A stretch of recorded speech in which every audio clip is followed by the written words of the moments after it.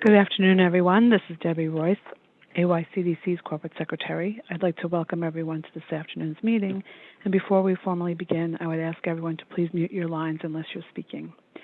As we have our directors joining by video today, we'll just do a quick roll call before we get started. Chair Steve Cohen. I'm here. Julian Beckford. Present. John Heyer. Present.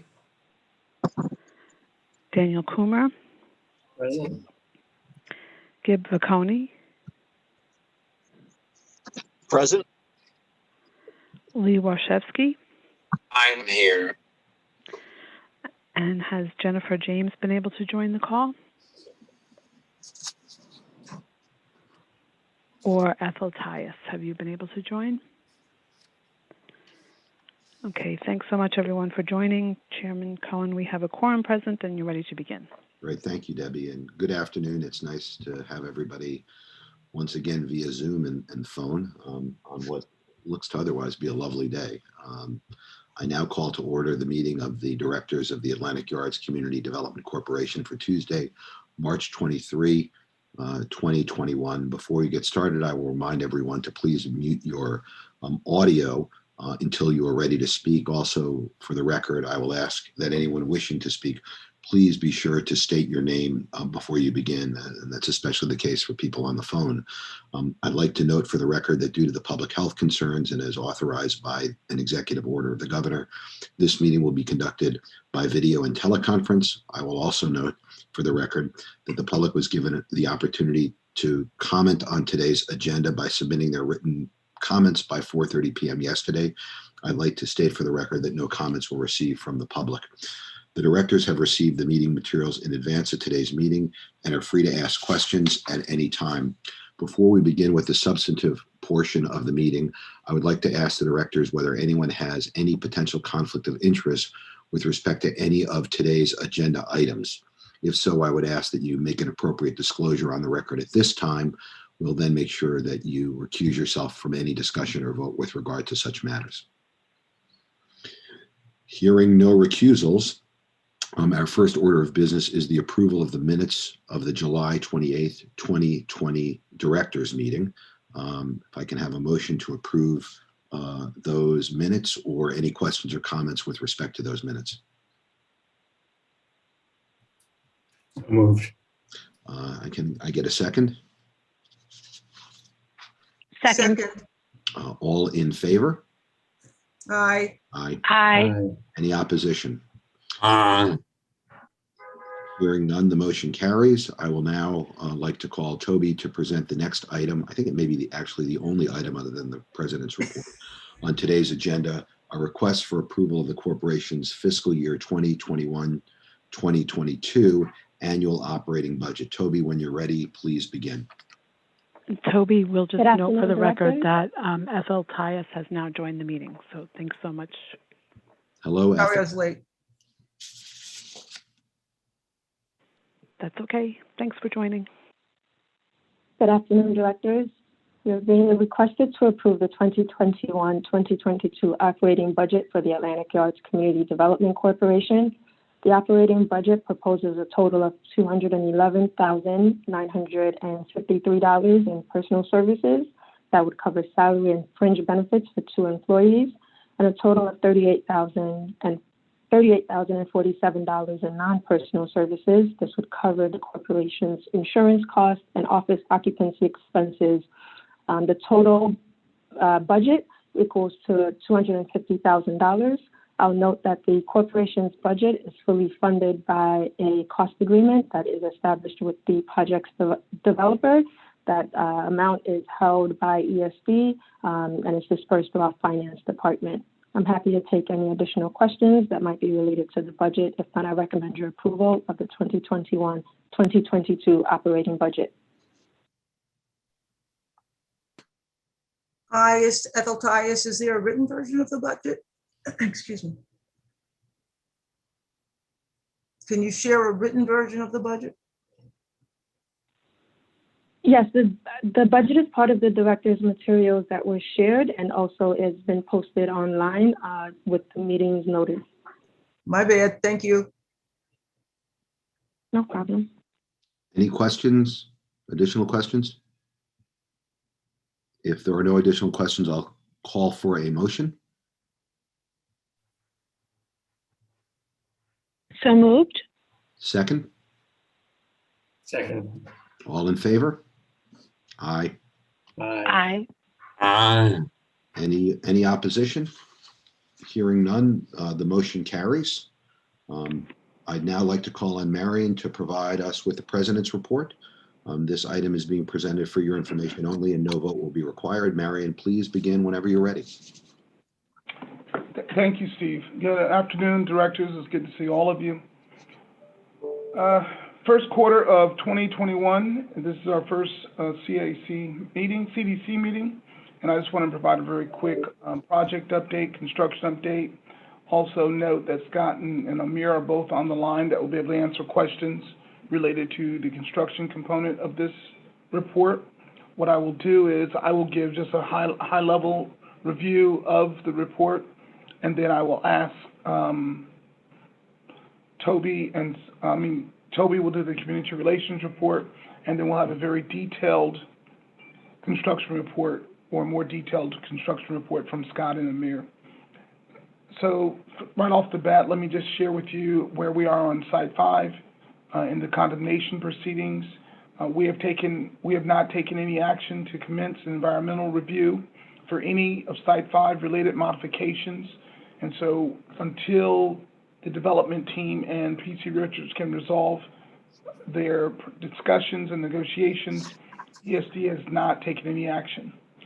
The developer is working on final approval for substantial completion of the train yards and design and development of the platform in B5 through B10. A detailed update will be provided to the directors as more information on the next phase of the development becomes available. The 2025 affordable housing deadline remains the same. With the buildings completed or under construction, there is a total of 3,212 residential units, of which 1,374, or 43%, are affordable. As relates to the retail spaces in 461 Dean, which is B2, they remain vacant. There are 3 available spaces in 535 Carlton Avenue and 1 retail space occupied by a woman-owned business, Brooklyn Clay. All retail spaces at 550 Vanderbilt are occupied, with Chow Gloria, Van Leeuwen Ice Cream, Beer Street, and Project Consultant offices.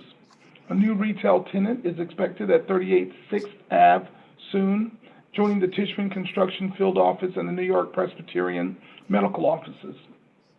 Details on the new tenant will be shared by the developer when finalized. Just to highlight where we are, I know many of you live there in the area and know the area well. Currently completed is B2 and B3. B14 and B11 are all completed and have occupancy. B12 and 13 are under construction. B15 and B4 are, I believe, topped off, and so all of those 4 are under construction. In terms of activity, B12 and B13, as I just mentioned, they're at foundation and excavation work, and they expect to be at grade by the summer, and completion is expected in early 2023. Window, glass, curtain wall, and facade installation is wrapping up on B4 and B15. As just a reminder, B15 does have the public school. The interior fit-out work of residential apartments continues. As relates to the Barclays Center, back on February 23rd, the arena hosted fans for the Nets home game with thorough health and safety protocols in place. The arena continues its community outreach efforts through a new supplier diversity program, combined partnership with the Food Bank of New York and the C Foundation's $50 million Social Justice Fund, which was established to help create a more just, inclusive Brooklyn, and the foundation is the owner's foundation. At this point, I'm going to turn it over to any questions or comments you have, and then Scott and Amir, as I said, are also available to answer questions.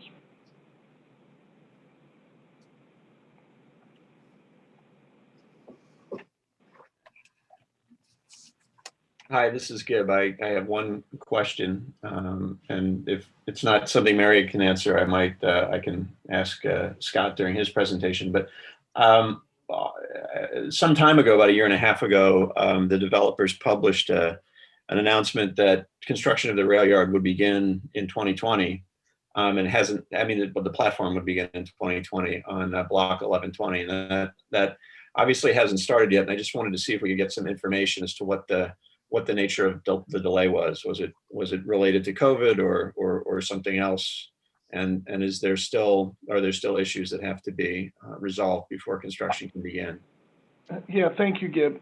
The developer and the railroad are still working out a number of concerns. The railroad has not given approval on some certain items, and we're working through those now. ESD has engaged the railroad and asked the railroad to get more involved, and the railroad has agreed to do that. And it just basic delays at that point. I don't know, Scott, is there anything else you want to add? I think that's where we are. Yeah, thanks, Marion, and thanks, Gib. I hope everyone's doing well.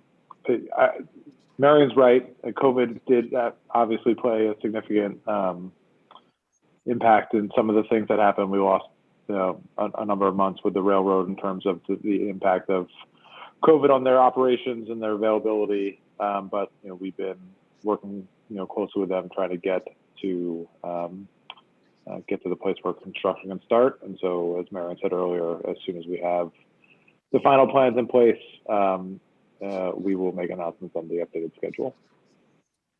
I believe I heard Marion say there were some issues that the railroad had that were pending being resolved. Could we get some more information on what those issues are? It's just final. Go ahead, Scott. Yeah, it's final design, sign off, and approval. So it's a complex piece of infrastructure. The rail yard was complex. Putting the platform on the rail yard is complex, and so weaving into the railroad's operating requirements is obviously something that they take very seriously. And so we're just trying to make sure that it's done right and gets all of their sign off. So it's the normal design review approvals, confirming the right scope. I understood. I'm just interested, though. I mean, this is not a new part of the project. The project was approved 14 years ago, and I think the idea of platforming the rail yards has always been a part of it. Is there some new element of the design that they're concerned about that what was not something that was previously known? Nope. Just the design. There's a design standard that's in our agreement with the railroad, and making sure that the designs conform to their requirements of the design criteria. So it's a stack of documents that's about 6 telephone books tall, and making sure that all of their departments that review these things, it's not one person at the railroad, but I think there are 13 or 14 different departments that will review each or multiple sections, and making sure that they all have signed off on that the plans and specs meet the criteria. Okay, just one last question about the rail yard. Has there been a contractor signed to do the construction for the platform? Yes. And has the contractor's identity been announced? No, we have not announced it yet. There's been one selected, and the formal contract has not been signed, but there's one been selected and on board and working on pre-construction with us for the platform in advance of commencement. So someone with very recent and extensive Long Island Railroad construction experience that has worked hand in hand with the railroad on major civil infrastructure improvements in the very recent history, in the last 2 years. So I think they'll do a great job, but we haven't announced it yet. Okay, and is this a firm that's an MWBE by any chance? I will have to check and see if this is an MWBE. It's a pretty substantial firm. I don't know. Okay. There are only a handful of firms that do major civil infrastructure construction projects of this size and scope. So I'll have to see. Okay, thank you. I have a question. Yes. This is Ethel Tyus. Is there a standard list of worst case scenarios for unusual projects of this nature? If so, have they all been examined thoroughly?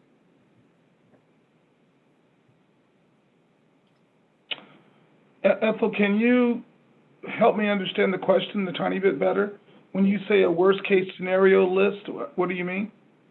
I only know of a couple of plans such as this to cover a rail yard and then erect a huge building over it. I was reminded that Hudson Yards has done this. So I'm just wondering if there's some sort of unexpected accident, which is normal to some extent, where equipment fails and you have to employ another method to move the equipment elsewhere so that it can be serviced. Has that been explored? Are you talking about, is this about the Long Island Railroad's trains and their equipment to move people Yes, in and out?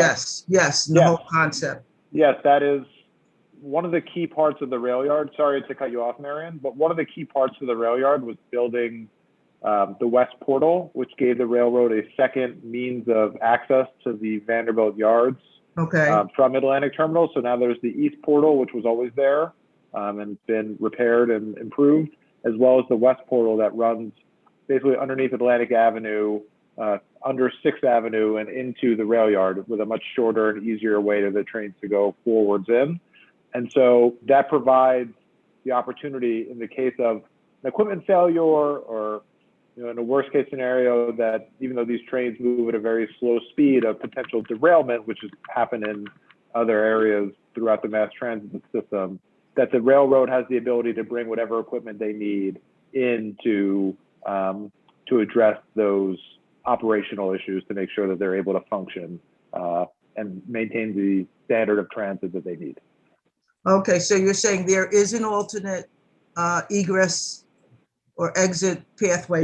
Yes, there's access and egress redundancy, and the ability for them to bring the necessary equipment into the yard that they use to address any kind of equipment failures. Tow trains or special locomotives that are able to pull these electric trains that they usually park there in and out. Okay. Are there other questions? Yeah, this is Daniel Coomer. I just have a question in terms of the buildings that are slated to be built over the platform. I frankly don't recall their numbers. In terms of the overall, affordable housing commitment, in very rough terms, what percentage of that overall commitment is represented by units that would be slated for affordable housing in those buildings? Scott, you want to answer that? Sure. So with the buildings that are completed and buildings currently under construction, we're looking at about approximately 61% of the total required affordable housing units that will be completed, both with the 782 apartments that are already built and occupied and the buildings currently under construction. So the remaining balance, about 39%, would be spread across the 6 platform buildings, B5, B6, B7, B8, B9, and B10. Okay, thanks. You're welcome.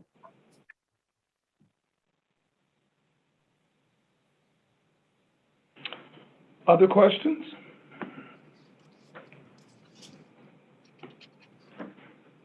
Okay, thank you, everyone. This doesn't preclude other questions, but I do need to correct myself. Scott and Amir are just on to do answers. They're not making a presentation. I misspoke there. Second part is Toby will now give us an update on community engagement and the last couple of quality of life meetings. Good afternoon again, directors. For the record, my name is Toby Jaisimi, AYCDC Director. As Marion noted, there have been 2 virtual quality of life meetings since the December directors meeting, the January 28 and March 8 meeting. Both meetings were held via Zoom virtual conferencing. The next quality of life meeting is scheduled for May 11.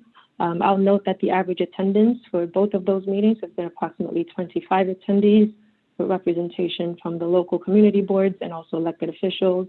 The presentation and meeting agenda is usually geared towards presentations from ESD, a presentation from a representative from the Barclay Center, and also construction and project updates from the developer with Representatives Amir Stein and Scott Solish.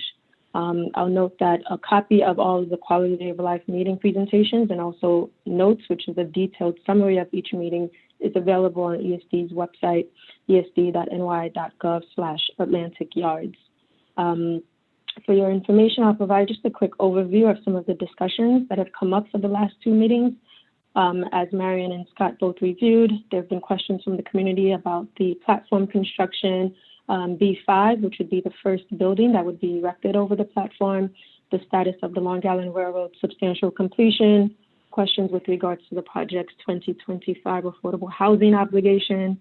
There's also, of course, been questions about the Barclay Center operations, now that the arena is allowed to host fans at a limited capacity.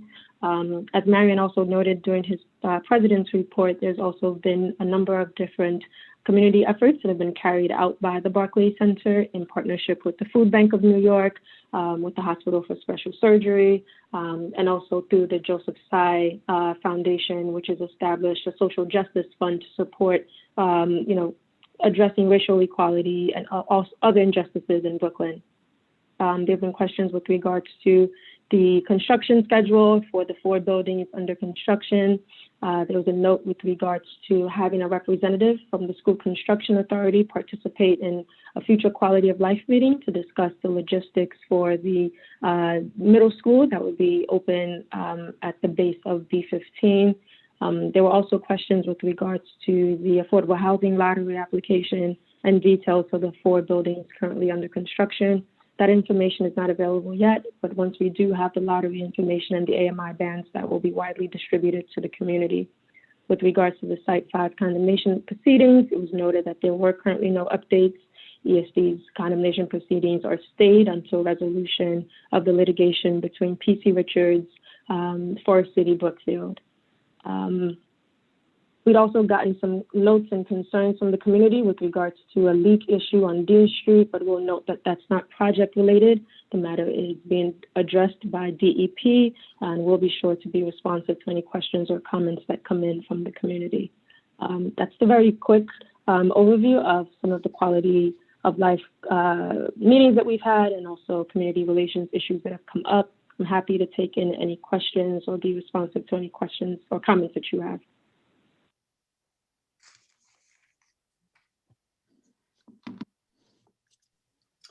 I don't have questions on this presentation, but now that Marion has mentioned that Scott and Amir will not be giving presentations, I do have another topic I would like to bring up. Yeah, can we just do the community first and then go back to the construction questions? Sure. Or project questions, if you don't mind? Nope, Does anyone have any community questions before we switch subjects? I would just like to stay topic to topic at one time. Okay, Gib, I'm sorry, but thank you. No, that's quite all right. I'd like to discuss affordability levels in the affordable apartments that have been delivered thus far. The apartments that have been delivered so far, I think most of us are aware, have largely skewed to middle income apartments. And by my calculations, about 60% of those apartments are middle income affordability levels, which at 2020 AMI represents an income of a little over $148,000 for a family of 3. And I'd like to point out, I believe there's an article published today that cites a disclosure by the lenders for B4 that B4 will the affordable apartments in B4 will be offered at an average average AMI of 130% of AMI, which is also middle income. The middle income apartments have not been easy to get rented in this project. The 535 Carlton and 38 6th Avenue buildings both had to go to open market after not having been able to lease those units in the lottery. And rent concessions were also given finally, I believe, at 535 Carlton and perhaps at 38 Sixth in order to get those units leased. And so it looks like we're going to have more middle income apartments, maybe exclusively, coming in at B4, 258 of them. I just question whether delivering apartments that are going to rent for costs that are very close to market rate is really delivering on the promise of affordable housing in this project. And I'd like to hear the developer's comment on the affordability levels that are expected for building B4. 130% AMI is the average, but I'd like to hear what affordability breakdown will be in that building, and also affordability breakdown by unit size. This is a very important public benefit of the Atlantic Yards project, and I'm concerned that we're not delivering it.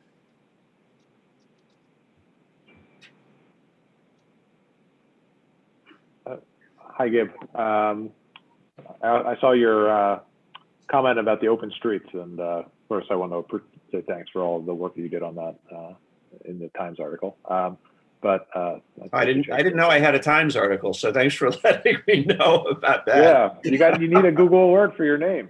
Okay. No, look, I think we've talked about this over the years. One thing that the project, the big project Pacific Park, has kind of been ping-ponged around a little bit as it relates to affordable housing priorities or not priorities, but the impact of the changes of affordable housing regulations and laws since the project was conceived. We started the first 4 buildings under the old 421A law. That 421A law was expired and not renewed for a certain amount of time, and the replacement law looked very different than the law that had expired. And the way that impacted Pacific Park specifically was that Pacific Park was able to match buildings with each other as part of an overall project in order to provide similar benefits across them, be it a condominium or 100% affordable housing or a mixed income project. There's always been an idea that there would be a variety of housing types at the project. And that the B2 modular building, while I was not involved with its construction or development or financing, was a hybrid 50-30-20, right. 50% market and 50% affordable with a variety of incomes, 5 income bands within that building. And B3 and B14, 535 Carlton, 38 6th Avenue, were done with HDC and City Community Capital as also 100% affordable buildings, but a new kind of hybrid of a 50-30-20 with 5 income bands, with a significant amount of housing in the band 1, band 2, and band 3 units, which are certainly not middle income.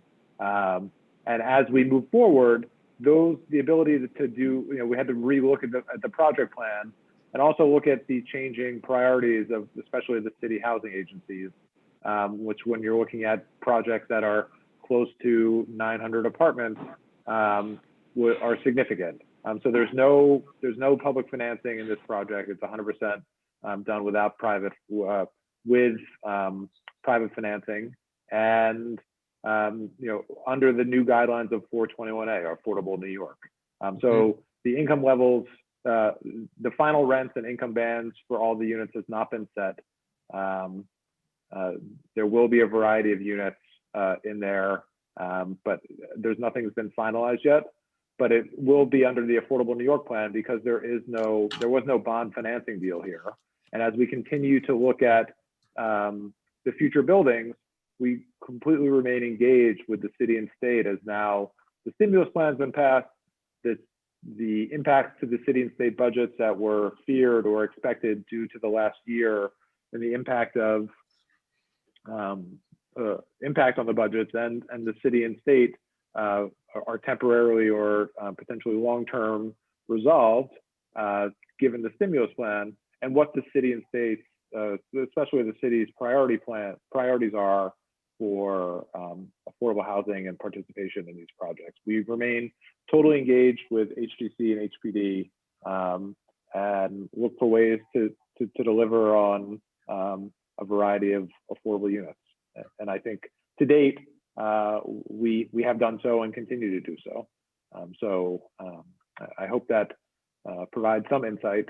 And we know that this is something that you and the other directors care deeply about in the community, and we're looking to meet the goals of the project. Understood. I want to make sure, I'm just going to point out for the benefit of the directors, in case any of them were not aware, Affordable New York will expire in June of next year. And when it's re-upped, it may not have the terms that we have today that do allow 30% of the units at 130% of AMI. I mean, would that potentially be a risk to the project if that's the that's the only finance or the subsidy that you have available now? Well, one nuance is that if you have commenced construction of a building before it expires, you have until 2026, I believe, to finish it. So it has a bit of a tail on it. But it's a key, Affordable New York or 421A is a key component of the construction of affordable housing and any multifamily housing in the city. And so, we're eager to see that something comparable is available to make for construction. Yeah, I'm sorry. I want to just emphasize this timeline for the benefit of all of our directors. If we haven't begun construction of the platforms yet, and that's a 3-year process, and you have to be under construction before expiration of Affordable New York to be eligible for the benefit, how will that work? I don't think there isn't much that you're not building on now that's buildable in the Atlantic Yards footprint. You have the rail yards and you have Site 5.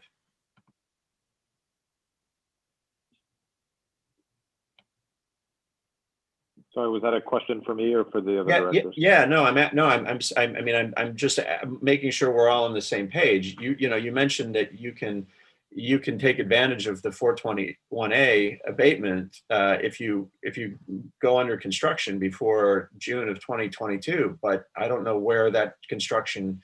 It's not obvious to me where that construction could begin before June of 22 with the project where it is today. I want to make sure I'm not missing something. Yeah, I mean, obviously, I think we've talked about this in the past that the platform is a significant project. There will hopefully be the ability to phase the construction of the buildings. I can't remember the right word here. At the same time as the platform construction, so one does not have to finish before the next starts. And we're looking at ways to integrate those two construction processes with the railroad and their operating requirements. And you recall, and I'm sure some of the other directors, but for those that don't know, we advanced a significant amount of what we called early work. At the same time, we were building the permanent yard to take advantage of the work that we were doing to prepare for the platform and future building constructions with the pre-placement of some footings and foundations, specifically throughout the block 1120 area, and even more specifically in the B5 area, which we anticipate will be the first building built. So we tried to get ahead of this over the past many years, and we're eager to get on with the next phase. And obviously, we're going to have to follow closely what happens with the rules and regulations coming out of Albany. Right, but I think just to jump in here, and it's a point well taken, which is there is a timing issue here, and that the reality is when it comes to the platform, even a rosy optimistic scenario, which would be inconsistent with what the history is, would suggest that were 421A to sunset, there may simply be a timing problem, and it's something, and I agree that we should think about what that means, and we should think about if that is a realistic possibility. The only fix will be, I suspect, a legislative one, and I think it's probably beyond the scope of what we want to discuss today. But I will represent to you, Gib, that I will talk to the staff and figure out, should we be thinking about a contingency plan were we to find ourselves in a position where the realities of the timing, especially with respect to the construction of the platform, even if it were to be built in a phased way, which would allow the beginning of construction on certain buildings, would leave us in a position where the mission could not be accomplished. In which case, I think we would have to start to think about, is there a legislative fix to allow us to stay in a place where we could complete what the directive of this project is. Okay, thank you. I appreciate that. You just stay on me, because believe me, I'm just like everybody else in this COVID world, which is my ability to forget what I said I would do is probably equal to or exceeds most of you. Yeah. So I look forward to talking about it. To the extent we're able to keep to our charter of having quarterly meetings, that will help. Yeah. Well, and by the way, I am hopeful because I do think there's a tremendous benefit of meeting in person. God bless, Zoom and this experience over the last year. But I do think there is a tremendous benefit to doing this together in person. And I'm hoping that, optimistically speaking, the next meeting will be in person. Okay. Now that Steve has told me I must start wearing suits soon. I didn't say you had to wear a suit. I think the day of the suit may be long gone. And I feel bad for anybody who makes a living in the apparel industry. Are there other questions? All right, Steve, that is my report, and that is also the report of the community side as well. Right. Well, unless Debbie tells me there is business that I have forgotten, I think that actually does conclude the business of our meeting today. Debbie, speak up now or forever hold your peace. No, the business of the meeting is absolutely finished. Then I will conclude by simply making 2 points, which is, one, I do hope that the next meeting will all be together in person and I can actually, for the first time, meet you all in person. And second of all, Marion, let's make sure that in the next week or so that we speak on this issue that Gib has raised. And Gib, I'll call you to just make sure that we're progressing and thinking about it. I just wanted to say that I support what Gib stated. Thank you, Lee. And I understand I think Steve hit the nail on the head. This may be a legislative issue more than anything else when you consider some of our documents really speak to them requiring this affordable housing as long as there are programs that exist. So I think Steve may have found our solution. Now let's see, can we get there? But I'll add this to our list of things to discuss, Steve. Great. I appreciate thank you, it. everyone. And thank you all. I guess I should entertain a motion to adjourn the meeting. Move to adjourn. So we all agree? Second. All in favor? Be well, everybody. Hopefully you can all enjoy what looks like, at least in Brooklyn, to be a pretty nice day. And I look forward to talking to you all more very soon. Thank you. Thank you all. Thank you. Stay well. Take care. Bye-bye. Bye.